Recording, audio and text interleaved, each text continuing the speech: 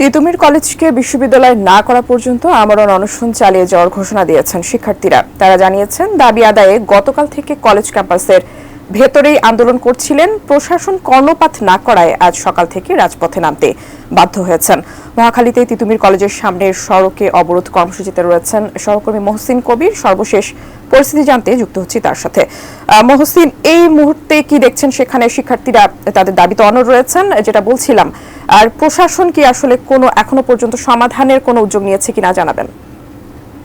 টুম্পা, জানেন যে গত 6 মাসে ঢাকায় যে বিভিন্ন ধরনের আন্দোলন হয়েছে এবং 6 মাস জুড়ে প্রায় প্রতিদিনই কোনো না কোনো আন্দোলন কিন্তু হচ্ছে, ঢাকার রাস্তা অবরোধ করা হচ্ছে। তো আজকে সকাল থেকে এই তিতুমির কলেজের সামনে তিতুমির কলেজের শিক্ষার্থীরা তারা বিশ্ববিদ্যালয়ের দাবিতে এই যে তাদের যে কর্মসূচি, অবরোধ কর্মসূচি, সেটি তারা চালিয়ে যাচ্ছেন এবং সকাল 10টা থেকে তাদের এই কর্মসূচি শুরু হয় এবং এখনও এই সন্ধ্যা পর্যন্ত তারা দেখছি যে তারা এই মহাখালীতে যে আমতলী থেকে গুলশান যে লিংক রোড,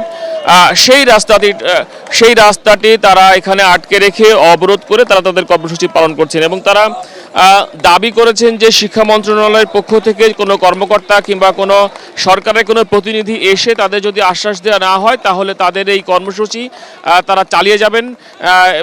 সেই জন্য তারা 7 দফা দাবিও দিয়েছেন এবং তারা বলছেন যে তিতুমির বিশ্ববিদ্যালয়ের যে রাষ্ট্রীয় স্বীকৃতি সেটি দিতে হবে, ক্যালেন্ডার প্রকাশ করতে হবে।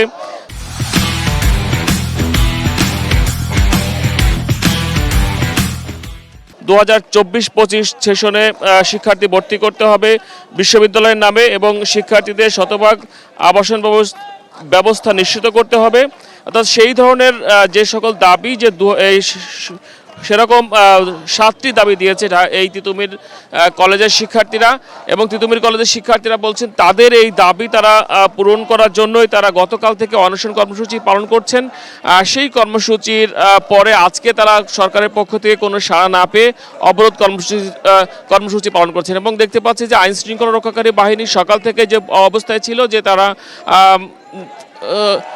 কোনো ধরনের এই আন্দোলনে বাধা কিংবা কোনো ধরনের হস্তক্ষেপ তারা কিন্তু করছে না। তারা দূরে দাঁড়িয়ে রয়েছে এবং সেই ধরনের এবং যে সড়ক অবরোধ করার পর রাস্তার দুই পাশে যে যানবাহনগুলো আটকে ছিল, বিশেষ করে বাস অর্থাৎ গণপরিবহন, সেগুলো আমরা দেখছি যে এখনও সেখানে রয়েছে। তবে যে সকল ব্যক্তিগত গাড়ি ছিল অনেকগুলোই চলে গিয়েছে। অর্থাৎ এই সড়কটি পুরো গুলশান লিংক রোড, অর্থাৎ গুলশান থেকে আমতলী, মহাখালী, আমতলী পর্যন্ত যে এই রাস্তাটি একেবারে বন্ধ রয়েছে এবং ট্রাফিক পুলিশ দেখেছি যে রাস্তার দুই মাথা থেকে যানবাহনগুলো অন্যদিকে ঘুরিয়ে দিচ্ছে। অর্থাৎ এই আন্দোলনকে কেন্দ্র করে যে সকাল থেকে এই সড়কে একেবারে যান চলাচল করছে না এবং শিক্ষার্থীরা যে দাবির কথা শুরুতে বলছিলাম যে তারা চাই শিক্ষা মন্ত্রণালয় কিংবা সরকারের কোনো কর্তৃপক্ষ যেন তাদেরকে আশ্বাস দেন অন্তত যে তাদের বিশ্ববিদ্যালয়ের দাবিটা পূরণ করা হবে। তো তারপরে তারা তাদের এই অবরোধ কর্মসূচি তুলে নেবেন। টুম্পা।